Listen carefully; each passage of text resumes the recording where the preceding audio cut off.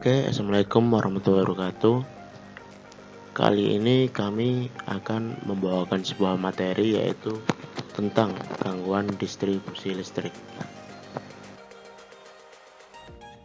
Oke, yang pertama perkenalkan terlebih dahulu kami dari kelompok 3 yang bernama Ali Nurifki 1736013, yang kedua Endro Kodiru Only dengan NIM 1736024, yang ketiga Immanuel Adibiantoro dengan NIM 1736029. Oke, next, apa sih itu jaringan distribusi? Jaringan distribusi merupakan bagian dari sistem tenaga listrik yang paling dekat dengan pelanggan atau konsumen. Ditinjau dari volume fisiknya, jaringan distribusi pada umumnya lebih panjang dibandingkan dengan jaringan transmisi yang jumlah gangguannya sekian kali per 100 km per tahun. Juga paling tinggi dibandingkan jumlah gangguan pada saluran transmisi.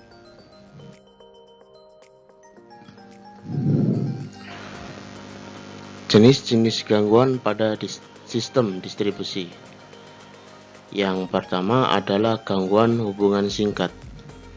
Gangguan hubungan singkat dapat terjadi antara fase, 3 fase atau 2 fase, atau 1 fase ke tanah dan sifatnya bisa temporer atau permanen.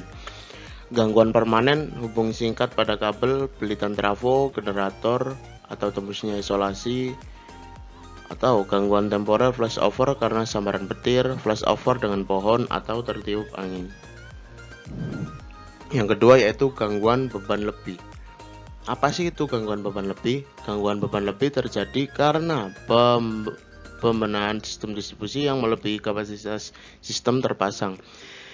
Gangguan ini sebenarnya bukan gangguan murni, tetapi bila dibiarkan terus-menerus berlangsung dapat merusak peralatan. Yang ketiga yaitu gangguan tegangan lebih. Gangguan tegangan lebih termasuk gangguan yang sering terjadi pada saluran distribusi. Oke, next kita akan jelaskan tentang penyebab gangguan distribusi. Yang pertama yaitu gangguan internal. Apa sih gangguan internal itu? Yaitu gangguan yang disebabkan oleh sistem itu sendiri. Misalnya gangguan hubung singkat, kerusakan pada alat, switching, kegagalan isolasi, kerusakan pada pembangkit, dan lain-lain. Yang kedua yaitu gangguan eksternal, yaitu gangguan yang disebabkan oleh alam atau di luar sistem, misalnya terputusnya saluran atau kabel karena angin, badai, petir, pepohonan, layang-layang, dan sebagainya. Yang ketiga yaitu gangguan faktor manusia, yaitu gangguan yang disebabkan oleh kecerobohan atau kelalaian operator, ketidaktelitian, tidak mengindahkan peraturan pengamanan diri, dan lain-lain. Next, kita lanjut dengan materi akibat dari gangguan, yaitu beban lebih. Yang pertama, pada saat terjadi gangguan, maka sistem akan mengalami keadaan kelebihan beban karena arus gangguan yang masuk ke sistem dan mengakibatkan sistem menjadi tidak normal. Jika dibiarkan berlangsung dapat membahayakan peralatan sistem. Yang kedua yaitu hubungan singkat. Pada saat hubungan singkat akan menyebabkan gangguan yang bersifat temporer maupun yang bersifat permanen. Gangguan permanen dapat terjadi pada hubung singkat 3 fasa, 2 fasa ke tanah, hubung singkat antar fasa, maupun hubung singkat 1 fasa ke tanah. Sedangkan pada gangguan temporer terjadi karena flashover antar penghantar dan tanah, antara penghantar dan tiang, antara penghantar dan kawat, tanah, dan lain-lain. Yang ketiga yaitu tegangan lebih. Tegangan lebih dengan frekuensi daya, yaitu peristiwa kehilangan atau penurunan beban karena switching, gangguan AVR, overspeed karena kehilangan beban.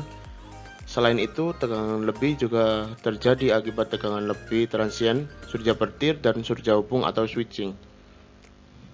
Yang keempat yaitu tentang hilangnya sumber tenaga. Hilangnya pembangkit biasanya diakibatkan oleh gangguan di unit pembangkit, gangguan hubung singkat, jaringan sehingga relay dan CB bekerja dan jaringan terputus dari pembangkit. Oke, kita lanjut dengan materi yaitu tentang mengatasi gangguan distribusi.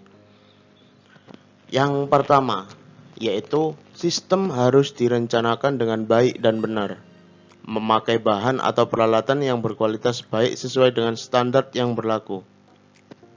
Yang kedua yaitu mempunyai peralatan kerja yang memadai untuk melaksanakan pemeliharaan dalam keadaan tidak bertegangan maupun dalam keadaan bertegangan. Yang ketiga yaitu sistem distribusi yang baru dibangun harus diperiksa secara teliti. Apabila terdapat kerusakan kecil, segera diperbaiki pada saat itu juga. Dan yang keempat yaitu jadwal yang telah dibuat sebaiknya dibahas ulang untuk melihat kemungkinan penyempurnaan dalam pelaksanaan pekerjaan pemeliharaan. Lanjut, yaitu tentang macam-macam pemeliharaan. Yang pertama yaitu pemeliharaan rutin atau terjadwal. Yang kedua, pemeliharaan korektif. Dan yang ketiga yaitu pemeliharaan emergensi atau tanpa jadwal. Apa itu pemeliharaan rutin terjadwal?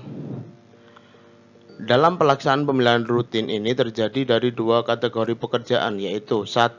Pemeliharaan servis. Pemeliharaan dengan jangka waktu pendek meliputi pekerjaan ringan atau kecil, misalnya membersihkan komponen yang ada di dalam gardu dan pekarangan gardu distribusi.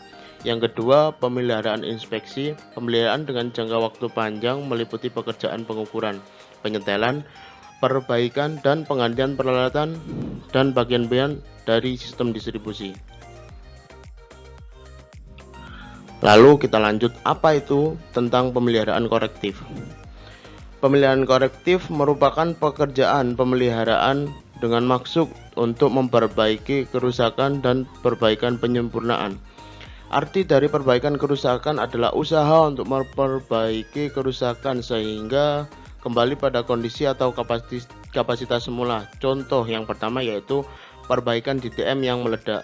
Yang kedua, penggantian bushing transformator distribusi. Yang ketiga, penggantian tiang GTM yang tertabrak mobil. Lanjut, tentang apa itu pemeliharaan emergensi atau tanpa jadwal. Pemeliharaan emergensi atau tanpa jadwal sifatnya mendadak, tidak terencana, dan pemeliharaan ini terjadi akibat gangguan atau kerusakan dan hal-hal lain di luar kemampuan kita, sehingga perlu diadakan pemeriksaan, perbaikan atau penggantian peralatan, tetapi masih dalam jangka waktu pemeliharaan.